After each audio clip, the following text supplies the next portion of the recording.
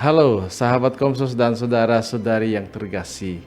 Salam jumpa lagi bersama saya Pastor Samuel Sirampun dari Komsos Keuskupan Agung Makassar dalam acara podcast Kasih, Katekese Singkat dan Hidup.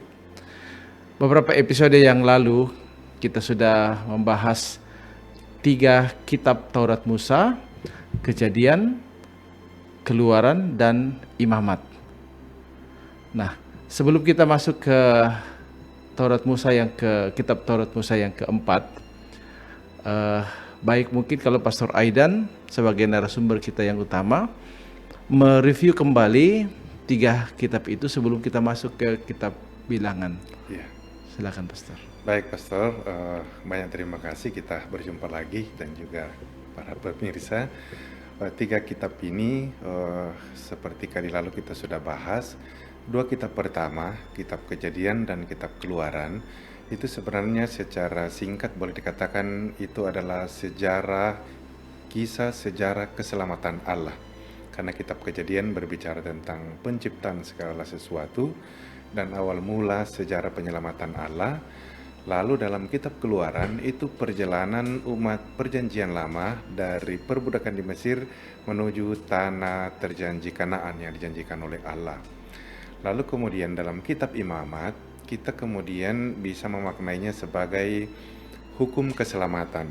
Artinya lewat kitab Imamat ini kita kemudian menemukan berbagai macam aturan, nilai-nilai suatu masyarakat yang menunjukkan relasi yang baik kepada Allah dan kepada sesama. Sehingga 3 kitab ini kemudian menjadi satu bagian yang utuh komplit, sejarah penyelamatan Allah dan juga bagaimana umat pilihan Allah ini hidup sesuai dengan rencana dan kehendak Allah. Nah, sekarang kita akan masuk ke kitab yang keempat, yaitu kitab Bilangan. Mengapa kitab Taurat Musa yang keempat ini disebut bilangan? Apakah ada begitu banyak jumlah di dalam sebagai bilangan atau bagaimana Pastor? Ya betul, ini menarik. Kenapa disebut bilangan? Sebenarnya itu terjemahan dari judul dalam bahasa Yunani, Biblos Arithmoi. Kurang lebih sama dalam judul bahasa Latin, Liber Numeri, artinya kitab bilangan atau buku bilangan. Kenapa demikian? Karena dalam kitab bilangan ini itu 2 kali disebutkan tentang penghitungan atau pembilangan bangsa Israel sebelum memasuki tanah terjanji Kanaan atau umat perjanjian lama. Yang pertama kita temukan di awal kitab ini, Bilangan bab 1 ayat 1 sampai ayat 3, khususnya di ayat 2 dikatakan hitunglah jumlah seluruh bangsa Israel yang berumur 20 tahun dan siap untuk berperang, artinya bisa mengangkat senjata. Nanti di bagian akhir itu Bilangan bab 26 ayat 1 sampai 2 diulang lagi semacam sensus pembilangan jumlah mereka sebelum memasuki tanah terjanji. Sehingga dari situlah kemudian diberikan judul bilangan. Padahal judul aslinya dalam bahasa Ibrani itu bukan bilangan tapi Bemidbar, artinya di padang gurun. Dan mana yang benar, di padang gurun atau bilangan, dua-duanya benar. Karena memang kisah kitab ini itu mereka ada di padang gurun. Tetapi itu juga bilangan dihitung jumlahnya berapa, sehingga saya kira dua-duanya benar. Baik judul di padang gurun karena konteksnya di padang gurun maupun bilangan mereka dihitung berapa jumlahnya sebelum menuju tanah terjanji selanjutnya. Ya. Dari sekian kisah yang ada dalam kitab Bilangan, apa yang sebenarnya menjadi inti dari kitab Bilangan ini, Pastor?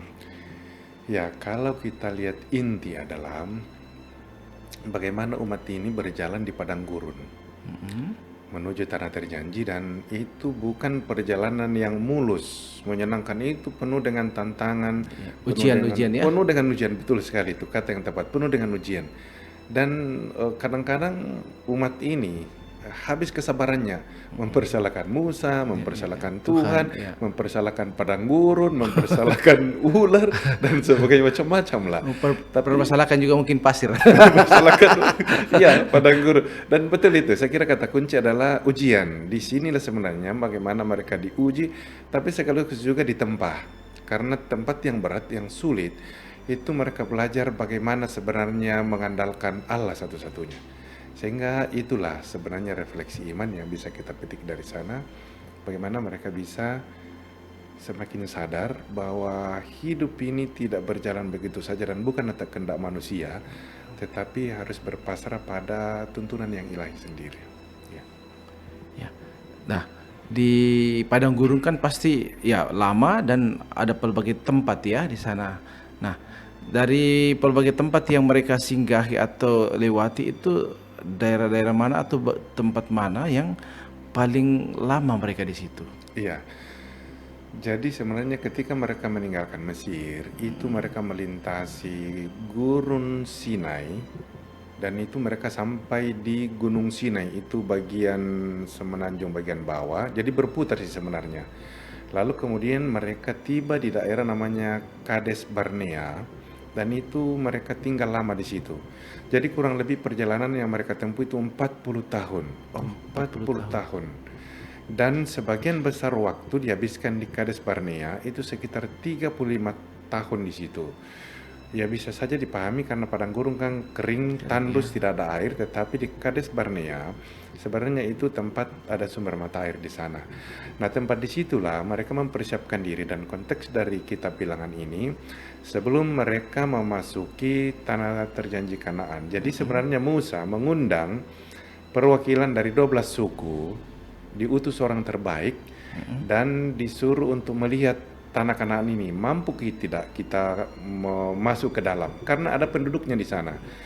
Dari utusan-utusan ini 12 orang diutus ke sana. Ketika mereka pulang 10 utusan itu mengatakan jangan kita ke sana, kita mundur karena mereka orang tinggi besar, persenjataannya lebih lengkap, lebih modern daripada kita, bahkan ya mungkin terlalu dibesar-besarkan, orangnya kejam dan tinggi besar dan itu bisa membinasakan. Tapi 2 orang yang kemudian yakin bahwa tetap kita jalan dan masuk ke tanah terjanji karena bukan kita yang berperang, bukan kuatnya orang dan bukan banyaknya senjata atau modernnya senjata, tetapi kehendak Tuhan dan bantuan Tuhan yang akan membuat kita bisa merebut tanah terjanji ini. 2 orang itu adalah Yosua bin Nun dan Kaleb bin Yefune. Jadi Yosua dan Kaleb. Nah, 2 orang inilah yang diizinkan masuk tanah Kanaan. Yang lain tidak, termasuk Musa, hanya boleh memandang. Karena apa? Mereka tidak mengandalkan Tuhan, bahkan mempersalahkan Tuhan, dan sebagai hukuman mereka meninggal di padang gurun. Jadi generasi yang berangkat dari Mesir, hanya 2 orang yang diizinkan masuk ke tanah terjanji, yaitu Yosua dan Kaleb. Ya. Oh, jadi begitu banyak yang tidak bisa masuk ya? Dari Semuanya generasi dari yang keluar dari Mesir itu hanya 2 saja yang boleh hanya masuk. 2. Jadi mereka yang lahir di padang gurun, generasi berikutnya yang masuk ke tanah Kanaan. Kecuali 2 orang itu tadi, Yosua bin Nun dan Kaleb bin Yefune. Nah, dalam kitab Bilangan kita menemukan kisah seorang petenung yaitu Bileam bin Beor ya. Iya, betul. Bisa dijelaskan tentang kisah ini? Iya. Jadi sebenarnya ketika umat ini lewat itu kan mereka berjumpa dengan banyak suku dan itu dihadang, tetapi mereka berjuang supaya mereka bisa melewati rintangan itu. Salah satu rintangan yang berat adalah Raja Moab, itu Balak bin Sipor. Dia terkenal dan dia tahu bahwa ini bangsa yang diberkati. Satu-satunya cara untuk bisa mengalahkannya adalah hilangkan berkat itu dengan cara dikutuk. Dan dia tahu itu ada seorang petenung, seorang mungkin bisa dikatakan ahli jampi-jampi. Itu di tepi sungai Tigris, itu ya bagian Irak sekarang, itu namanya Bileam bin Beor. Lalu dia bujuk untuk datang dan dengan harapan dia kutuki, diserapahi umat ini supaya ibaratnya kekuatan itu hilang dan dia bisa kalahkan.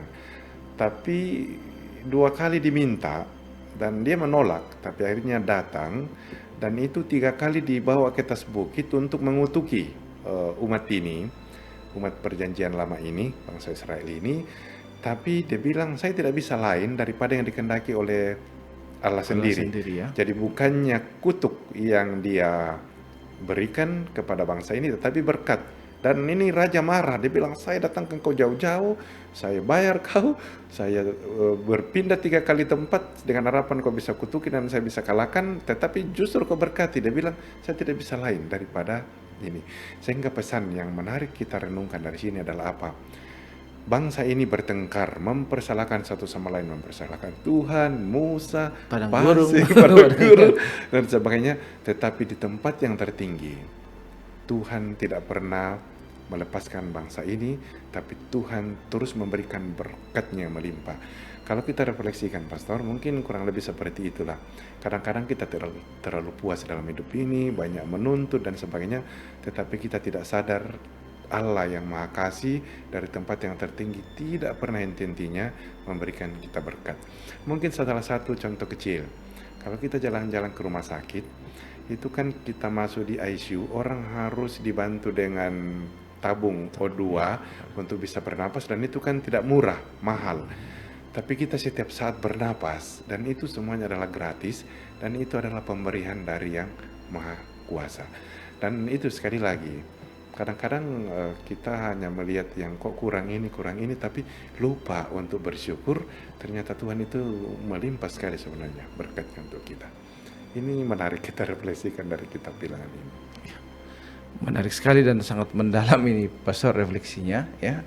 Dan sudah memberi makna, sudah dikaitkan dengan hidup kita, bahwa kita harus banyak bersyukur, bukan banyak bersungut-sungut ya.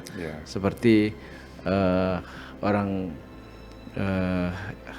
Israel yang keluar dari tanah Mesir banyak bersungut-sungut di padang gurunnya, tetapi ya dalam perjalanan begitu banyak rahmat, begitu banyak kasih karunia, berkat yang dialami ya. Dan kita juga begitu ya dalam hidup kita harus banyak bersyukur karena ada begitu banyak rahmat yang kita alami ya. Pastor, terima kasih untuk penjelasannya tentang kitab Bilangan. Sampai ketemu di episode berikut untuk membahas kitab Ulangan. Terima kasih, Pastor. Oke.